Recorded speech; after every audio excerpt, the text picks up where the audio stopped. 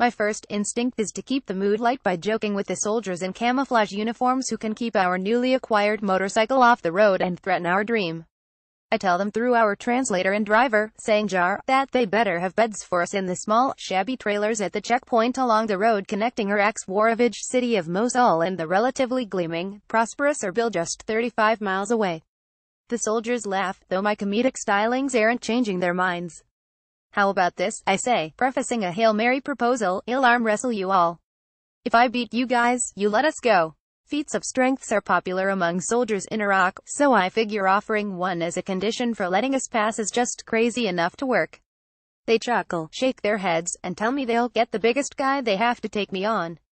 So with the sun casting its golden evening light over northern Iraq, rendering this troubled land breathtaking in its beauty, there sits on a dusty patch the bike we'd just procured from one of the most dangerous places on earth, going nowhere. And while sidecar tries to figure out how we're going to overcome this bureaucratic roadblock, I plop down on a nearby mound of dirt to watch the sky grow darker as the dream gets dimmer. We've been cultivating this mission to Mosul motorcycle caper for months, ever since my friend and photographer, Nish Nalbandian, first noticed the particularly unique brand of bike on the streets of the besieged city. Nish has been chronicling the fighting in Mosul for almost a year, and, as a fellow moto enthusiast, he was practically giddy at the sight of a Russian-made Ural, replete with trademark sidecar.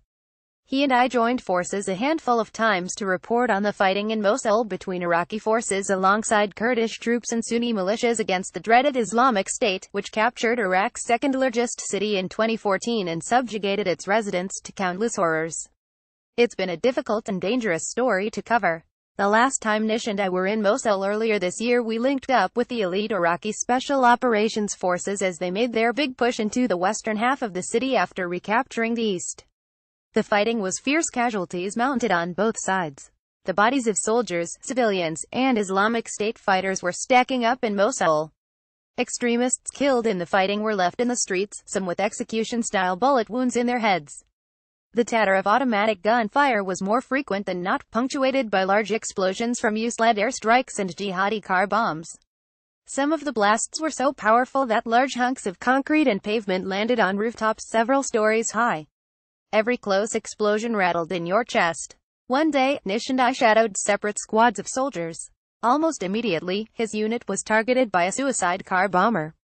When the vehicle exploded in a massive fireball, Nish was slammed into a wall, the blast sending the engine block sailing past him, killing one soldier and wounding 3.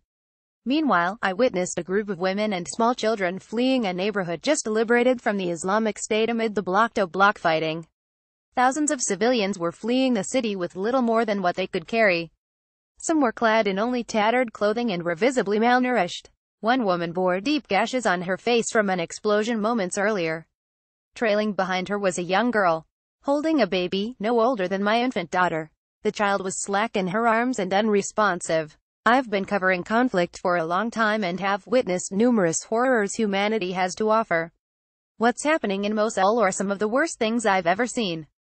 Unfortunately, this story gets too little attention back home. Frustrated by this, Nish and I decided we'd try a new approach to storytelling that would combine events unfolding in Mosul and our passion for writing. As crazy as the concept sounded, even to us, we pursued it doggedly, hoping to reach a new audience and show them the gravity of the situation. To pull off this unusual feat, we needed to find and buy a bike like the one Nish had seen months earlier. sidecar managed to track down one of the few Mosul area Urals in civilian hands. After a short negotiation, the bike was ours for $400. That was the easy part. Getting the motorcycle out of Mosul was going to be both a logistical challenge and downright dangerous due to the continued fighting in the city, irregular road conditions, and military checkpoints. During the strategy session on the eve of our Mosul Ural mission, sidecar drew a map illustrating an alternative route from the war zone to Erbil that would allow us to avoid some of the numerous checkpoints along the way. Considering we'd purchased the bike on a handshake agreement and with no tags, avoiding the authorities also seemed ideal at first. "We're going to have to be a little bit like smugglers," he said with a devilishness that would have previously appealed to my mischievous side. The new father in me, however, raised red flags about eluding those who controlled the main road. I didn't want to get shot by the Islamic State or Iraqi forces over a motorcycle. A few years back, I was injured in Afghanistan and it cost me the vision in my right eye. Before leaving for this latest trip, my wife half-jokingly warned me that if I got hurt riding a motorcycle in Iraq, it'd be best that I didn't come back. Before hitting the road, we needed to get the bike fixed. For a long time, it had sat motionless in the walled-off courtyard of its owner, a home that had been commandeered by Islamic State fighters until recently when they were run out of that part of the city. Evidence of their presence remained. The fighters used the home as a fighting position, and as such the building took its share of fire from Iraqi forces. This was a common practice of the Islamic State during the siege of Mosul. Residents fled the city only to have gunmen sleep in their beds. While the Islamic State was using the home, an incoming mortar hit one of the walls, showering the bike with large chunks of concrete that crushed the gas tank. That wasn't its only defect. The brake and clutch cables were either rotted or missing, and all three tires were flat. But the bike's engine was intact and with little prompting turned over, though hacking and wheezing. We turned to local bike mechanic and Ural enthusiast Farazi Saadi to get the bike rolling again. In the blazing midday heat, his nephews pushed it several blocks to Fara's small shop. He then went to work, replacing the carburetors, cables, gas tank, ignition, and numerous other repairs all in a matter of hours with none of the amenities available in Western bike shops. Fara's skill comes from decades of experience with the Ural, this one in particular. "I know this bike well," he said, noting his friendship with the previous owner. "I've been riding it for years." His father and grandfather were also Ural riders. After completing a top-down repair job, he demonstrated his skill with the bike by performing a side wheelie down the length of the street, much to everyone's amazement. With the bike up and running, we turned to two more locals for help getting it out of Mosul. Nish and I decided that the sight of two obvious foreigners riding such a conspicuous bike through the streets was asking for trouble. Even though the Islamic State had been forced from this part of the city, the threat from sleeper cells remained high, prompting our decision to keep a low profile. Battles were still raging less than a mile from us. We could hear long bursts of fire from helicopter gunships and thunderous artillery in the nearby Old City, where the last terrorist holdouts still hadn't surrendered. Bike mechanic Talib Tayawe and Ahmed Khaled Ahmed, an off-duty policeman and fellow rider who lost an eye in an explosion, agreed to help us. We needed a mechanic who could repair the bike if it broke down along the way, and an officer of the law to flash his ID in case we ran into any trouble at checkpoints. Talib was especially excited to help us in our motorcycle mission. Had his share of run-ins with the Islamic State. Shortly after they wrested control of the city, the extremists took over the building that once housed his business, forcing him to relocate to a makeshift, corrugated steel shack up the road. Islamic State fighters used to come to my old place and tell me that if I didn't work on their bikes they were going to arrest me, he said. Both relished the opportunity to be the first ones to put the resurrected Ural to the test, laughing and hollering in delight as they sped away from the destruction and mayhem that's been the one constant in the upended lives of Mosul residents. We followed them in Sangar's SUV, eagerly awaiting our turn to ride. Once outside of Mosul, in the nearby predominantly Christian town of Hamdaniya, our caravan stopped for refreshments and test rides from each of the bike's new owners. Both novices to sidecar riding, Nish and I took turns at the helm, learning basics like steering without the vehicle leaning, a counterintuitive move for motorcyclists. The town streets were empty except for the occasional Iraqi army vehicle. Most are lined with homes scorched by fires and pockmarked with bullets' holes. Iraqi Christians targeted by the Islamic State were either killed, fled to nearby refugee camps, or moved in with relatives outside the terror group's sphere of control. In the near ghost town-like streets of Hamdaniya, Nish and I practiced riding the bike without fear of other vehicles interrupting our tutorial. It's a good thing too. We learned immediately that the Ural had a ghastly low-speed shimmy that made the handlebars shake violently unless you gunned the throttle. There was little time for mastering the art of sidecar motorcycling. We needed to keep moving if we were going to get back before nightfall. Talib and Ahmed rode the bike as far as the next checkpoint, though we had to pass through it on our own. We thanked them for their help, and they said their goodbyes before hitching a ride back to the devastation waiting for them Mosul.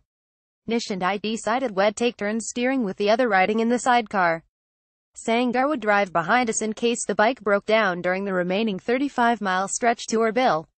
Long lines of cars and trucks jockeying for position at the checkpoint belched smoke and fumes. I was in the saddle for the first leg of the trip as Nish rode shotgun, taking photos and video. Almost immediately, the unwieldy bike got away from me and I bumped into the car in front of us. The driver got out to inspect for potential damage and gave me the stink eye.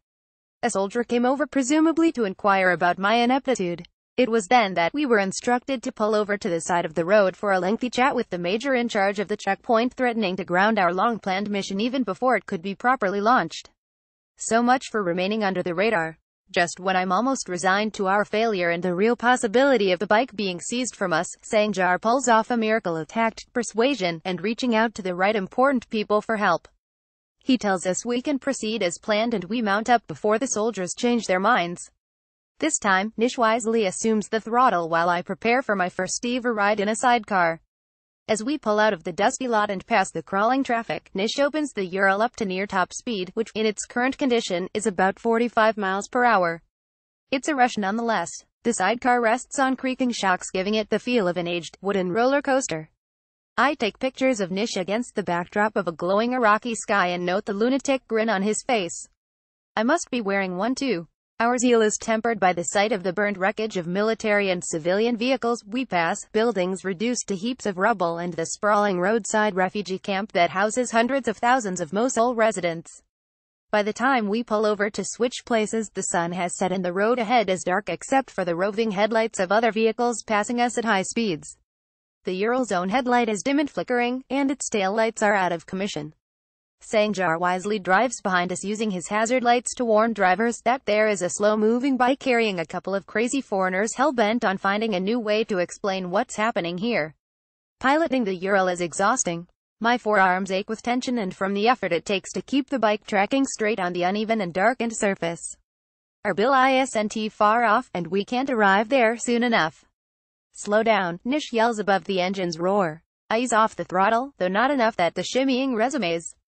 It's a delicate balancing act that keeps my heart in my throat until we reach the lights and well-paved roads of Erbil. We pull onto a side street and arrive at the home of Sangar's friend, who has agreed to let us keep the bike at his house until we can obtain the proper paperwork for it. I don't know about you, but that last leg of the ride was probably one of the most dangerous things I've ever done in Iraq, I tell Nish, who nods in agreement and with what I'm guessing is extreme relief that I didn't get him killed while pursuing our dream.